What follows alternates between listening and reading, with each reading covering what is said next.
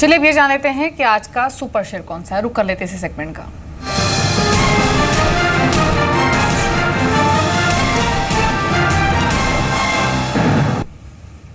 बताइए सुमित, आज का सुपर शेयर। शुक्रिया दीपाली। आज टेक्सटाइल स्पेस से नितिन स्पिनर को चुना है। चुनने की वजह पहले तो कंपनी टेक्सटाइल स्पेस में है, गवर्नमेंट की अप्रूव्ड 100% अप्रूव्ड टेक्सटाइल यूनिट है जो कि एक्सपोर्ट ओरिएंटेड यूनिट है, तो अपने आप में ही कंपनी के लिए अच्छा एक्रेडिशन है। दूसरा, हायर लेवल से शेयर काफ़ी करेक्ट हुआ है, करीब 20 से 25% करेक्शन, यानी करीब 80 से 85 रुपये के आसपास के हायर लेवल थे। अब 65-70 की रेंज में शेयर कामकाज कर रहा है, तो हायर लेवल से काफ़ी करेक्शन इसमें ऑलरेडी देखा जा चुका है। लास्ट क्वार्टर में मुनाफा कंपनी का 36% बढ़ा है और रेवेन्यू फ्रंट पे भी 10% का एक स्पाइक देखने को मिला। ईपीएस भी करीब 30% के आसपास बढ़ते हुए दिखाई पड़ी YOY, और ये लगातार 5वां क्वार्टर जबकि कंपनी के प्रॉफिट्स के अंदर कंसिस्टेंट गेन आया है। अगर आप BSE भी उठा के देखेंगे तो आपको कंसिस्टेंटली कंपनी के प्रॉफिट्स में एक इंप्रूवमेंट आता हुआ दिखाई पड़ा होगा। कैश EPS करीब 18.5 रुपये के आसपास की, यानी कि अभी शेयर का भाव अगर 60 रुपये से 70 रुपये की रेंज में है, 18.5 रुपये कंपनी के पास कैश है, तो एक अच्छे कैश EPS है कंपनी की। प्रमोटर की एक स्ट्रॉन्ग होल्डिंग है, रफली प्रमोटर की करीब 70% के आसपास की हिस्सेदारी, इसका कोई भी हिस्सा गिरवी नहीं है। एक अच्छी चीज़ ये कि पिछले जो 2 साल में कंपनी ने अपने डेट को रिड्यूस किया सब्सटेंशियल वे में, और पिछले 5 साल में कंपनी की नेटवर्थ 100 करोड़ से बढ़ के 200+ करोड़ के आसपास पहुंचते दिखाई पड़े। तो एक स्ट्रॉन्ग नेटवर्थ इंक्रीज भी पिछले 5 साल के दौरान देखने को मिला है। नंबर्स के बाद रिसेंटली रिपोर्ट आई है, और जो रिपोर्ट्स का मानना है क्योंकि शेयर बुक वैल्यू के करीब है, एक अच्छे डिविडेंड पे ऑफ से और एक अच्छी प्रमोटर होल्डिंग है, उनको लगता है कि यहाँ से पोटेंशियल अपसाइड शेयर में काफ़ी ज़्यादा है, और रफली 90 से 95 रुपये तक की चाल भी आने वाले समय में देखने को मिल सकती है। जी, तो इस स्टॉक पर आप नज़र रखिए। 90 रुपीज़ के टारगेट के लिए 72 पर ये इस समय ट्रेड कर रहा है, करीब 6% ऊपर नितिन स्पिनर्स इस समय ट्रेड करते हुए। अभिजीत, आप ट्रैक करते हैं क्या नितिन स्पिनर्स को?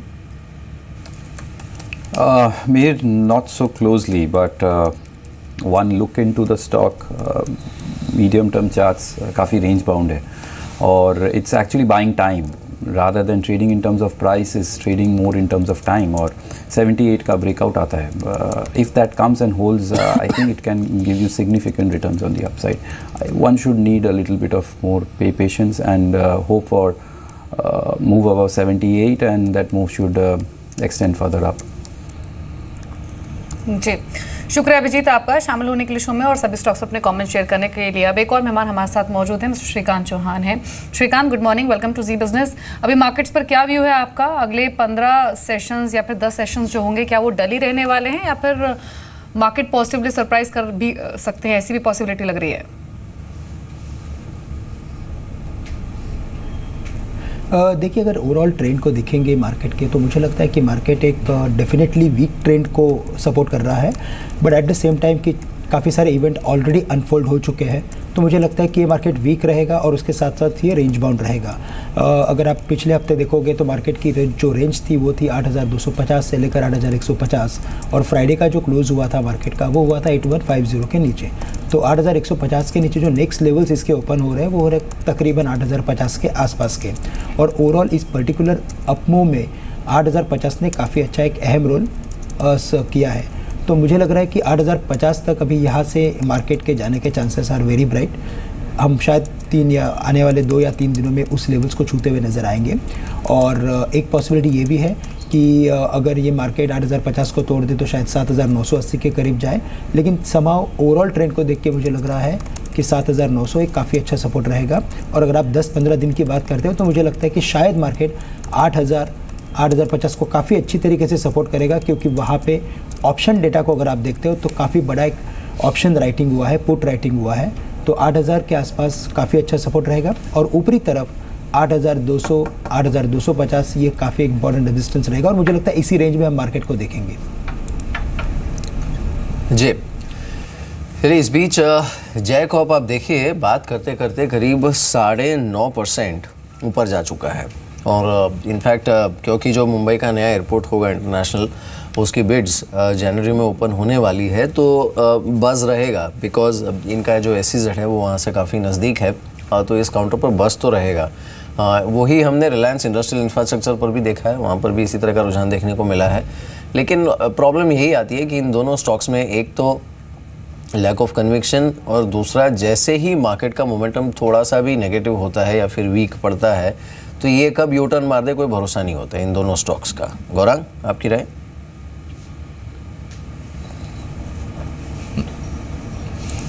वेल मीर, पहले तो मुझे समझ में नहीं आता है कि ये दोनों कंपनियां कामकाज क्या करती है।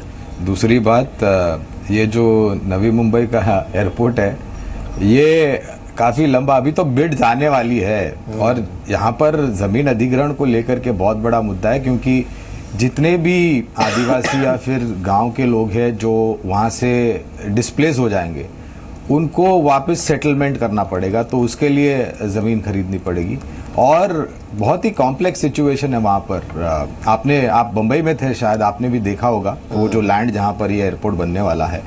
तो I think it is highly avoidable और अगर आप ट्रेड करना चाहते हैं तो अपना जोखिम पहले ध्यान में रखें। जी श्रीकांत, ये ऑटो स्पेस में आयशर मोटर्स और बजाज ऑटो, इन दोनों के बीच पिछले 2-3 दिनों में काफ़ी कंपैरिजन हुआ है, स्पेशली डोमिनार 400 के लॉन्च के बाद। लेकिन आपका व्यू क्या है? आज भी ब्रोकरेज हाउसेस की ओर से कुछ रिपोर्ट्स है जिसमें कहा गया कि एक टफ कंपटीशन डोमिनार के लॉन्च के बाद आयशर मोटर्स के रॉयल एनफील्ड फेस कर सकती है, पर आप अग्री करते हैं इस एस्पेक्ट से और क्या व्यू आपका दोनों ही शेयर्स पर?